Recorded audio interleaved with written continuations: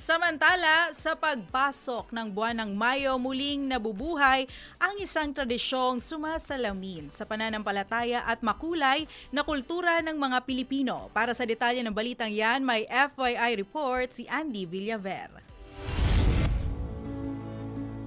Isang makulay at makasaysayang tradisyon ang taunang pagdiriwang ng Flores de Mayo na ginaganap tuwing buwan ng Mayo sa iba't ibang panig ng bansa. Hango ang pangalang ito sa salitang Espanyol na nangangahulugang bulaklak ng Mayo bilang pag-aalay ng mga bulaklak kay Birheng Maria. Dinala ang tradisyong ito sa Pilipinas ng mga Espanyol noong panahon ng kolonyalismo, kasabay ng pagpapalaganap ng Kristyanismo. Layunin nitong palaganapin ang debosyon sa Birheng Maria, lalo na sa pamamagitan ng pag-aalay ng bulaklak at pagdarasal ng rosaryo tuwing hapon. Sa paglipas ng panahon, naging bahagi ito ng kulturang Pilipino at pinalawak sa pamamagitan ng Santa Cruzan, isang engrandeng prosesyon na ginaganap sa huling araw ng Mayo. Tampok dito ang mga babaeng nakasuot ng magagarang kasuotan na kumakatawan sa mga tauhan sa kasaysayan ng paghahanap sa banal na krus. Hindi lamang ito simpleng selebrasyon, kundi isang patunay ng matibay na pananampalataya at pagkakakilanlan ng mga Pilipino. Hanggang sa kasalukuyan, nananatiling buhay ang Flores de Mayo bilang simbolo ng debosyon, tradisyon at pagkakaisa ng bawat Pilipino tuwing buwan ng Mayo. Para sa FYI, Andy Villaver,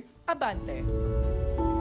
Manatiling nakatutok sa Abante. Sundan kami sa aming mga social media accounts at huwag kalimutang mag-subscribe sa aming YouTube channel DWAR Abante Radio para sa mga eksklusibong balita.